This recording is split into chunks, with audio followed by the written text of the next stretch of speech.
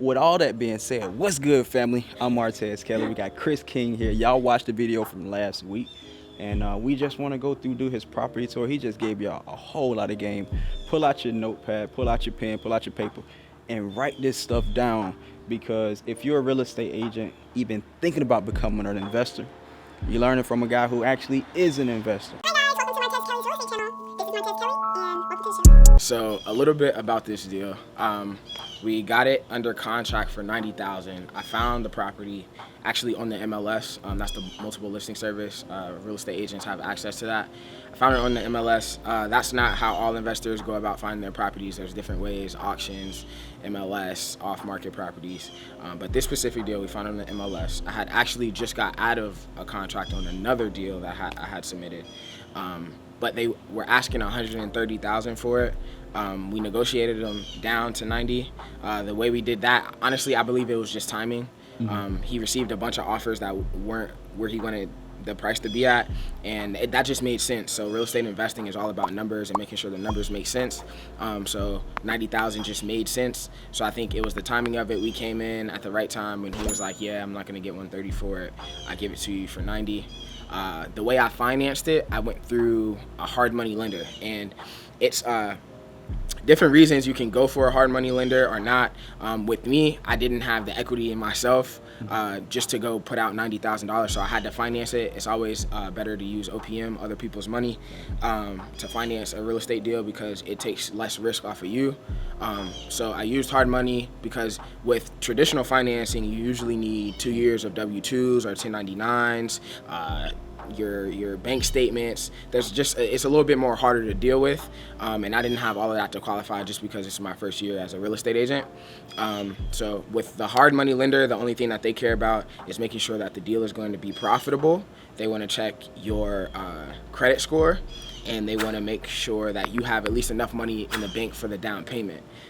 So what I had to do was I had to get a general contractor to walk through the property and let me know everything that needed to be repaired, everything that we would need to do in the property to reach the full ARV. I also had to, for those that don't know, ARV stands for after repair value. So pretty much once we get done with this house and we've done everything that we need to do, that's the price that we're gonna plan to sell it at. I had to come up with that price. The way I did that was I got comps around the area. If you look to the right, that house was recently renovated and it was on the market at the time that I was purchasing this house, but it's currently sold. So the general contractor came in there, he gave me the rehab budget, I submitted that to the lender. The lender gave me the A-OK. The last thing I had to do was get it appraised. The way the appraiser goes about appraising rehab properties is he's going to find the ARV, his opinion of the ARV, and then he's going to subtract all of the repairs that need to be done, and then he'll give the house a value now. So the house had to, after it's all said and done, the house had to meet a value of 90,000, and he found the ARV to be 242. I used the ARV of 250, so we were right in the perfect range. After this house just sold for 270, and there's another house down the street that's they're planning to list for I think 350. And I just want to step in to y'all and let y'all know, I reached out to this homeowner right here because this one is a FSBO for sale by owner, and he actually wants, I think 160. Yep. I think so. Yep, 160.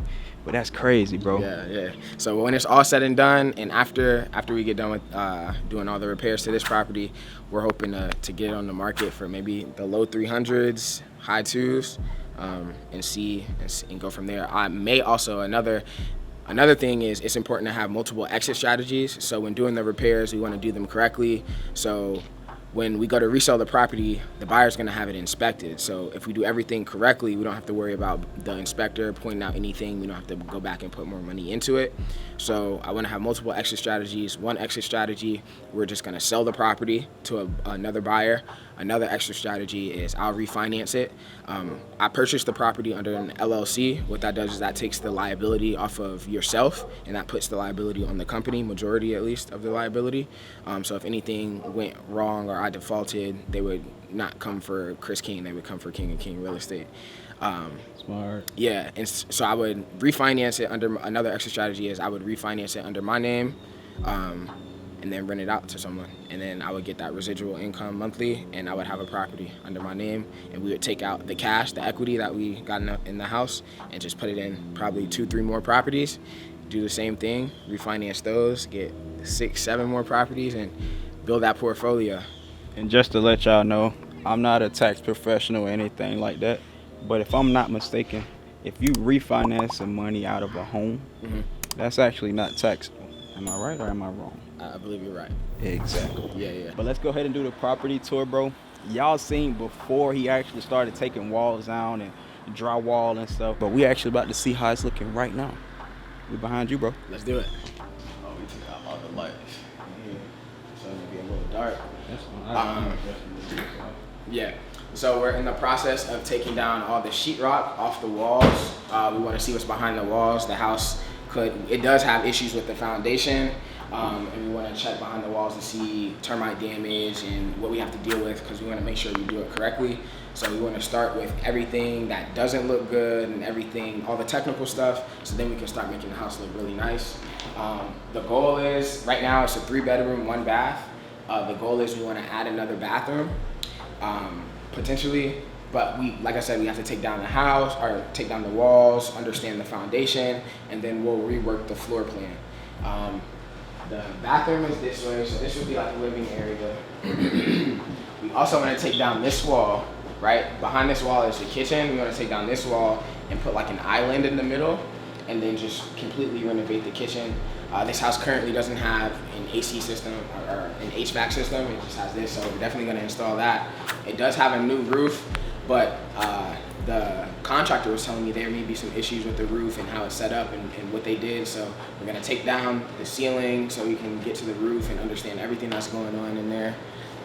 There used to be a closet right here. We actually took that down as well. And if y'all come back here, this is another bedroom. And this back portion of the house, if you guys can't feel it because you're not in the video, obviously, but the house is kind of slanted, so it has foundation issues. So we're gonna get some jacks under the house and lift it back up, but we need to check the flooring and make sure the flooring still can be used. And we may have issues with that because there's holes on the floor and you can actually see the earth from inside the house, so that's never a good sign. This second portion of the house was actually an add-on. So back when the house was built, it wasn't here. So the people who added it on, maybe they didn't do the best job because the house is kind of sliding apart, and that can cause a lot of issues, obviously, if your house is falling apart like that. So.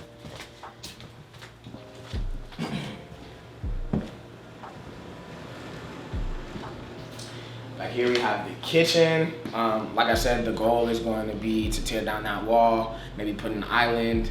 We haven't decided exactly what we're gonna do as far as like renovations in the kitchen, but we're definitely gonna tear down that wall and open it up so you guys can see it. We'll probably put the kitchen more on this back corner, tear down this wall, put an island right here, brand new appliances and everything. This back portion of the house, this was the washroom. We haven't decided yet, but we're thinking about turning this into like a back porch area, just to open it up. Like I said, this part of the house is definitely slipping away, so we'll have to lift it up anyway, so it may be beneficial for us just to open it back up as a back porch. But we took the washer and dryer out. We're gonna take the water heater out as well. And yeah, that's the entire house. I'll show y'all out back. Say no more. Well, bro, what I want you to say is smash the like button, subscribe to the channel, and turn on the notification bell. All right, so y'all smash the like button, subscribe to the channel, and turn on your notification bell. And follow me at Chris King Realtor _. Say no more. End of the interview. Stay tuned. Like he said, subscribe so you're notified when we do the property tour. But not much more for me to say, but click right here to subscribe and click right here to watch our next video.